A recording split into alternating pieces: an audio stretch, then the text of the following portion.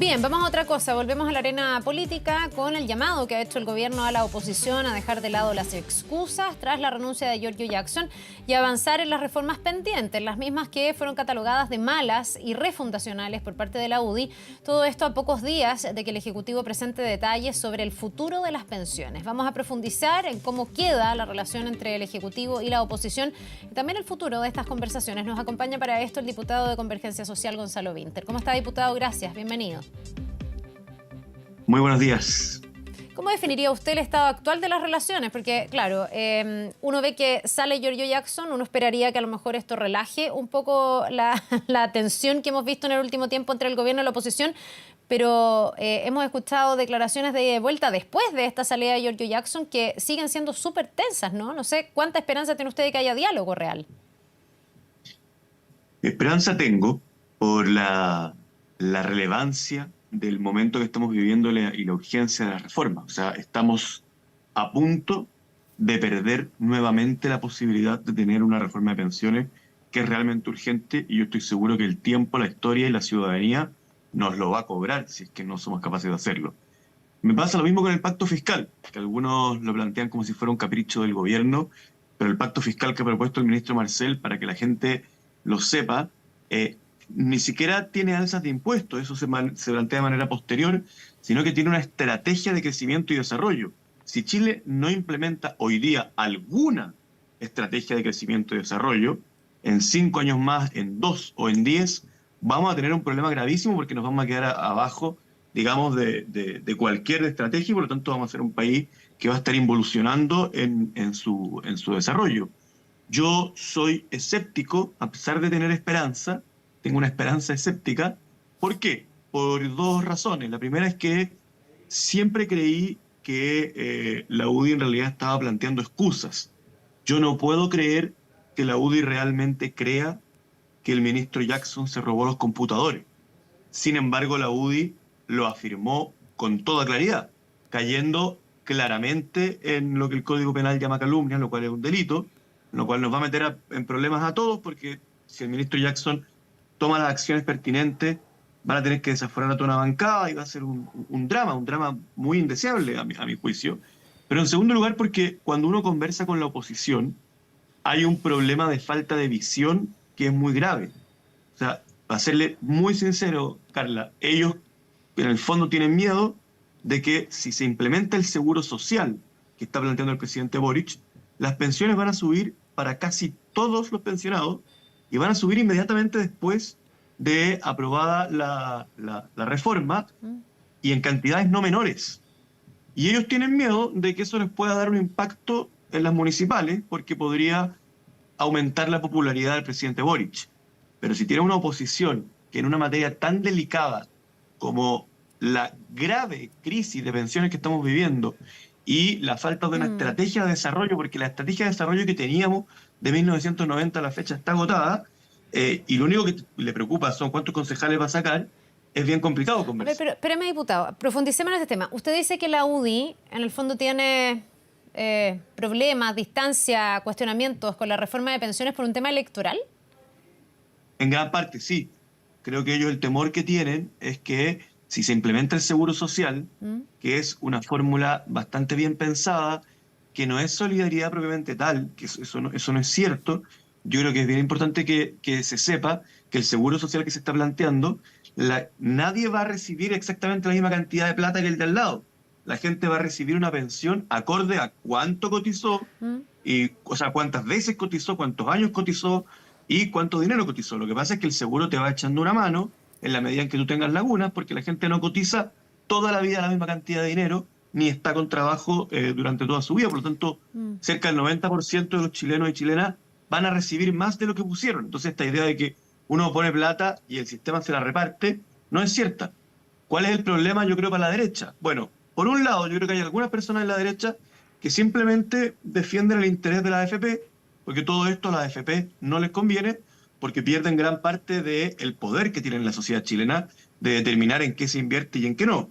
Y creo que hay otra parte de la derecha que sencillamente no quiere que el día en que aumenten las pensiones sea el presidente Boric el que esté ahí. Diputado, Entonces, a mi en todo juicio, eso es caso, una claro, actitud Lo que francamente antipatriota. Sí, ahora, usted lleva esto como al tema coyuntural, digamos, y podría tener cierto sentido, pero en realidad la postura de la UDI o de la oposición viene siendo la misma hace mucho rato en materia de pensiones. O sea, aquí hay un factor ideológico muy fuerte, que es en el fondo, hay un consenso que es tener más cotización de cargo del empleador, que es este 6%, pero hace años, incluso en su gobierno, que era el de Piñera, digamos, no de la UDI, pero sí de ese sector político, ellos establecían que lo que ellos pensaban era que ese 6% tenía que ir a la cuenta individual de cada persona. ¿Usted ve que hay una variación en ese sentido? Porque la verdad es que es una postura bien histórica. Hay una variación, toda vez que ellos originalmente no creían que tenía que haber un seguro social, pero estuvieron dispuestos a implementar un seguro social durante el gobierno del presidente Piñera. Y de hecho, durante el gobierno del presidente Piñera estuvieron dispuestos a que ese 6% fuera en un 3 Un al 3 y un seguro 3, social sí.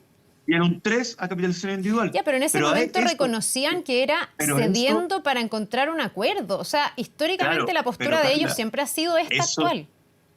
no. Esto que ellos propusieron durante el gobierno del presidente Piñera y que votaron a favor durante el gobierno del presidente Piñera, hoy día les parece inaceptable. Entonces, hay un retroceso en su capacidad de ceder. ¿Por qué hay un retroceso en su capacidad de ceder? ¿Por qué? Porque si bien esto podría no haberles gustado desde el punto de vista ideológico, sí les parecía atractivo que el presidente Piñera pudiera subir las pensiones y no están disponibles a que las pensiones suban coincidente con el periodo en que el presidente Boric es presidente. Independiente de que yo digo que además hay otro factor, que es su defensa del poder de la AFP. Recordemos que la AFP en Chile no son un mercado nutrido como los almacenes de barrio, que hay cientos de miles, sino que son solo 7 y que son las que finalmente tienen el poder de decidir en qué se invierte y en qué no se invierte los ahorros de todos los chilenos, lo cual es muchísimo poder. Diputado, recién yo hablaba con el diputado Undurraga y él hacía referencia también al acuerdo que usted ¿Alberto señala. o Francisco? Con Francisco Undurraga. Él decía, de Bópoli, él decía que este gobierno había sido también inflexible, o en el fondo que había querido ceder poco, al no tomar justamente ese proyecto al que usted hace alusión, que tenía un virtual acuerdo, que era un 3 para solidaridad y un 3 para la cuenta individual, donde ambas partes en ese momento cedían.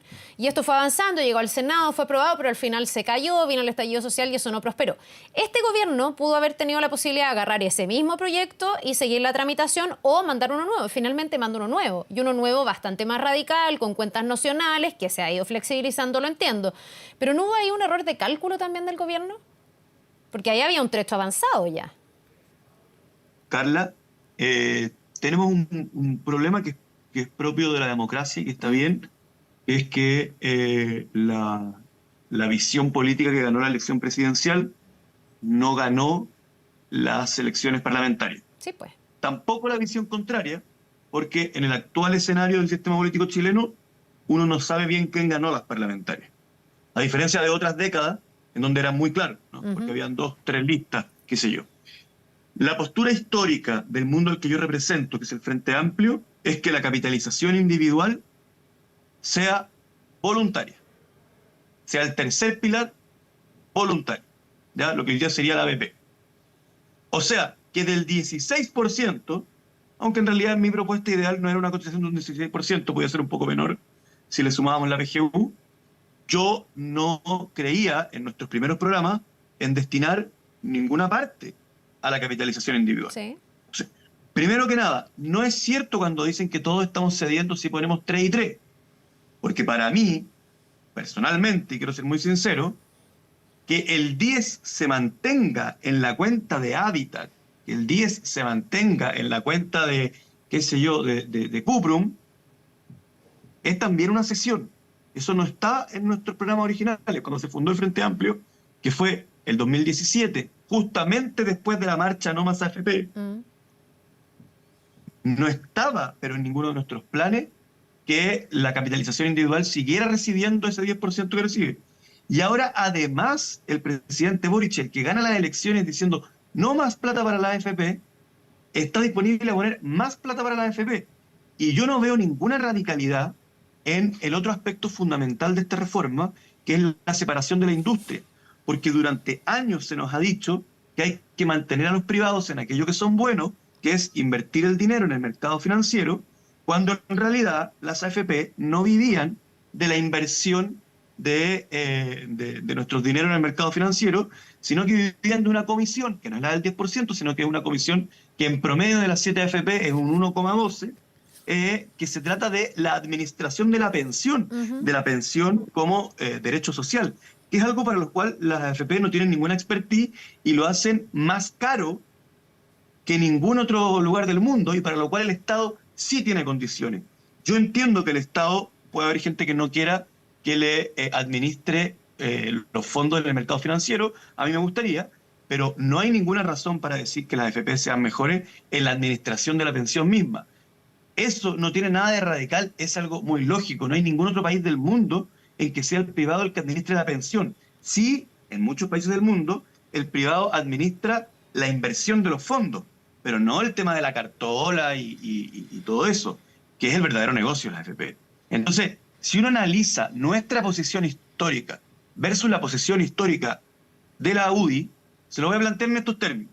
Si la posición histórica del Frente Amplio es Punta Arenas y la posición histórica de la UDI es Arica, esta reforma está más o menos en Iquique. Ya, usted dice, o sea, con todo esto me quiere decir que ustedes han cedido más que la UDI, finalmente. Eso es. Pero muchísimo más, por eso he hecho pero es que en el fondo, diputado, he hecho una metáfora que incluso se puede medir en kilómetros. Ya, pero es que yo entiendo que eso también tiene que ver con la fuerza de los hechos, porque en el fondo aquí cada uno cede de acuerdo a la fuerza que tiene para llevar adelante sus ideas, y en el fondo a lo largo de los años la idea de sacar a las AFP se fue diluyendo, incluso en el gobierno de Michelle Bachelet se hicieron comisiones, siempre las AFP quedaron como parte del juego. Todas las encuestas que uno lee, la gente quiere que su plata se vaya, en la mayoría, a las cuentas de capitalización individual. Entonces también me imagino que ahí la oposición tiene un argumento, ¿o no? Y ustedes además, que apoyaron los retiros, en el fondo le demostraron a la ciudadanía que la plata estaba, que la plata era de sus cuentas y que podían disponer en esa eventualidad de esos recursos. ¿No hay un mea culpa ahí también? Porque se fue afirmando esa idea. Más que la oposición tiene un argumento, la oposición tiene votos. Y yo eso se lo respeto, porque los votos en el Parlamento son una decisión del soberano, que es el pueblo de Chile. ¿El sentir ciudadano en la encuesta es ese o usted lo pone en duda? Yo pongo en duda la forma en que se hacen las preguntas en la encuesta. Porque sí, lo pongo en duda. No creo que mientan, pero creo que la forma en que se conducen las preguntas muchas veces arroja resultados que son sospechosamente deseables para determinadas personas y que yo lo miro y digo, yo jamás hubiese preguntado en esos términos, y lamentablemente yo no tengo el dinero para poner una encuestadora. Pero hay preguntas muchas veces sobre este tema que a mí me parece que le dan dos opciones a las personas, y las dos opciones son complementarias y no son realmente contradictorias. Ahora, yo le concedo que la oposición tiene los votos y se los ganó en las urnas. Fue el soberano, el pueblo de Chile, el que decidió que hubiese esa cantidad de diputados y senadores de derecha y esa cantidad de diputados y senadores de los partidos de centro, que serían autodenominados de centro, que serían Evópoli, el Partido de la Gente, qué sé yo, la Democracia Cristiana, etcétera, demócratas, amarillos, etcétera. Pero lo que yo estoy postulando es que ya no se puede ceder más. ¿Por qué? Porque el seguro social es la única parte. ¿Podemos subir la PGU? Sí, sería bueno. ¿Podemos subir la cotización? Sí, sería bueno. Podemos hacer un montón de cosas, ¿ya? Pero lo único de esos aspectos que sube las pensiones ahora a los chilenos, ahora, es la construcción de este seguro social. Entonces, ya llegó el punto en que lo que está postulando la UDI es que no haya seguro social y que, por lo tanto, no suban las pensiones. Y ahí es cuando yo digo, paren, yo no puedo seguir cediendo porque todas mis concesiones eran en virtud de subir las pensiones. Y en la medida en que lo que ellos me están planteando es una estrategia que no sube las pensiones, ya no me queda nada más que ceder, porque era ceder para llegar a un acuerdo en torno a un objetivo, y el objetivo era subir las pensiones. Déjeme entender una cosa conceptual. Mi punto es que ya llegó un punto en donde yo tengo que apelar a decirle a la derecha que no es Janet Jara ni Manuel Marcel los que no estén llegando a fin de mes, sino que es el pueblo de Chile. Por lo tanto, no le hacen ningún favor al gobierno, sino que le hacen un favor a los pensionados y a la posibilidad de la convivencia democrática en el futuro. Ya, pero déjeme entender una cosa conceptual, porque usted dice, ellos en el fondo plantean algo que no sube las pensiones. Yo entiendo que lo que plantean, con esta idea de que vaya más plata a la cuenta de capitalización individual, es que suban, pero suban en mucho tiempo más. Evidentemente no se hace cargo de la urgencia. Pero lo que dice la oposición en torno a la urgencia es que la vía para ellos de subir las pensiones rápidamente de manera solidaria es la PGU y seguir ampliándola, porque ya ha sido una muy buena política y en eso tenemos un consenso, yo creo, de todos los sectores.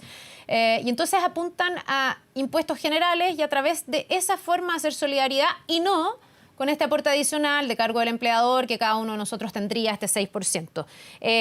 Le pregunto eso para hacer la precisión, porque usted dice que la propuesta, o las propuestas, porque no es la misma que tienen los partidos de oposición, no subiría las pensiones. Usted dice que ni siquiera en ese objetivo están en el fondo de acuerdo, ellos no quieren subir las pensiones.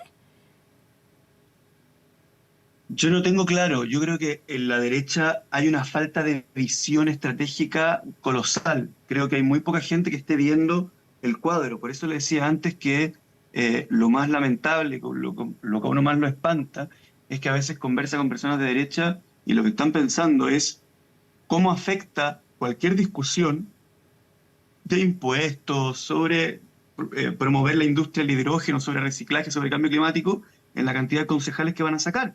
Le quiero ser muy sincero y compartirle esa reflexión que nadie quiere escuchar, pero que es la verdad. Yo estoy de acuerdo con subir la PGU, pero también cuando decimos que fue una buena política, etcétera, para mí la existencia de la PGU también es el fracaso del sistema de pensiones de capitalización individual. Y ahí se da otra contradicción.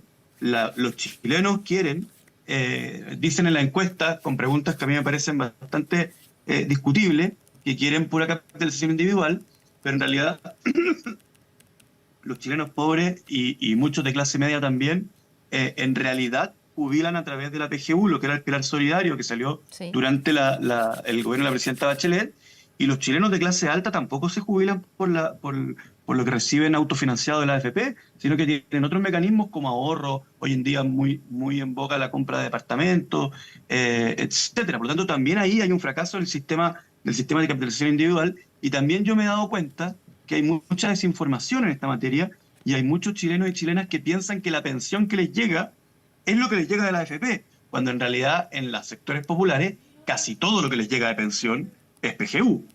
O sea, la pensión promedio autofinanciada de mujeres en Chile es de 32.000 pesos, si no me equivoco.